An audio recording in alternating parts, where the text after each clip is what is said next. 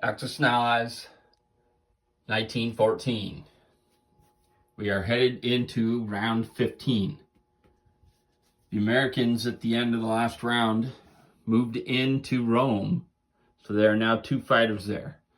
They took Piedmont and moved into Burgundy. There's not much in the way of transporting over in this round, and that may be impactful in the wrong way.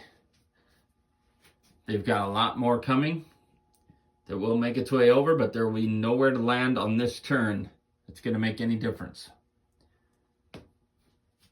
The Austrians are purchasing tank, fighter, infantry, and an artillery.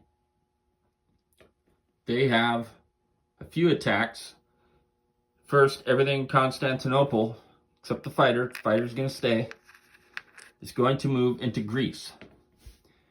Now, I was reluctant to move these in because I've only got 3 infantry, and Greece, of course, is bordering Sea Zone 17, where the Americans have had 6, 7, 8 units available every turn, and I wouldn't want to expose my artillery and tank to that.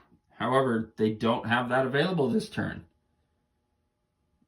They're forced to stay here, and that's just it. So they're going to do that, and they're moving 2 infantry into Bulgaria to attack the lone French infantry there. The other attack they're doing is from Tuscany into Rome.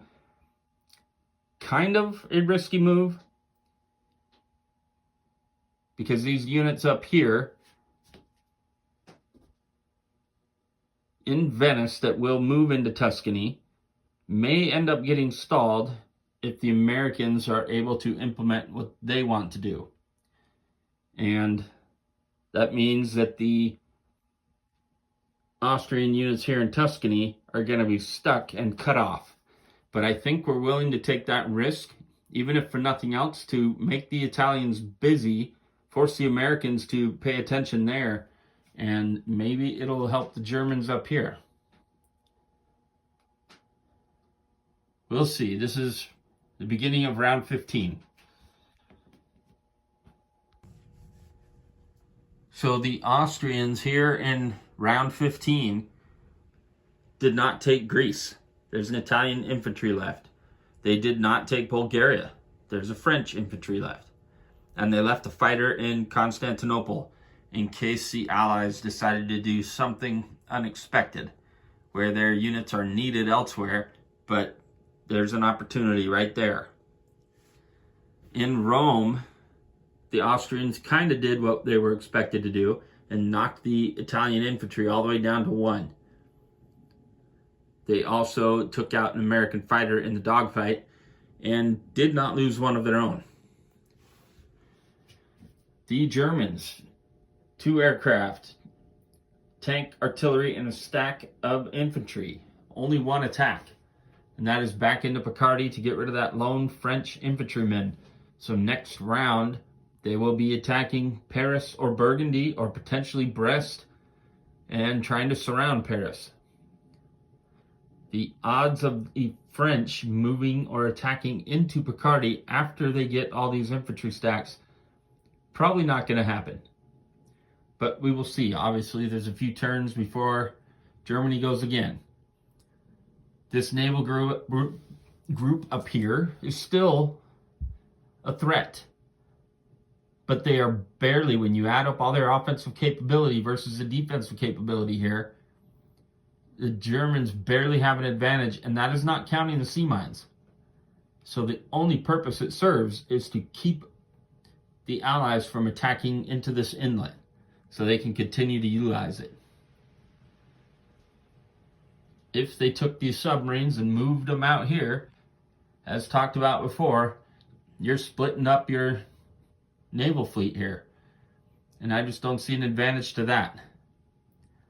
So we'll see how the Germans do it. Well, we know how they're going to do. There's only 1 unit. So we'll have to see how the French do in response. That's it.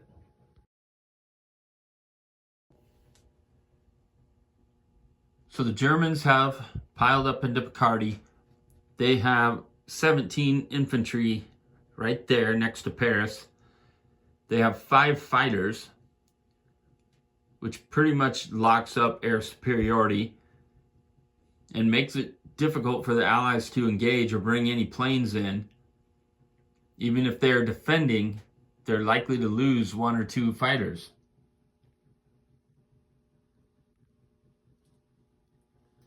So the French, in response, are purchasing 10 infantry.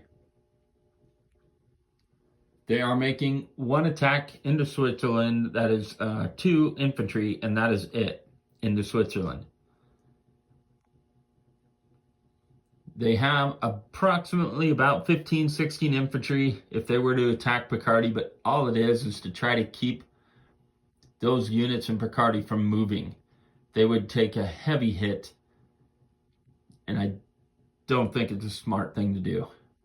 Rather, they're probably going to move the majority of everything they have left into Paris and make it a very difficult thing for Germany to take Paris. Could take 3-4 rounds, who knows, but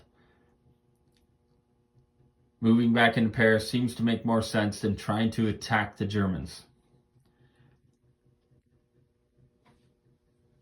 Of course, there are 3 transports over here we'll move over, but those are American units, and they have nowhere to land on this turn. They'll just move over and wait for France's next turn to move somewhere.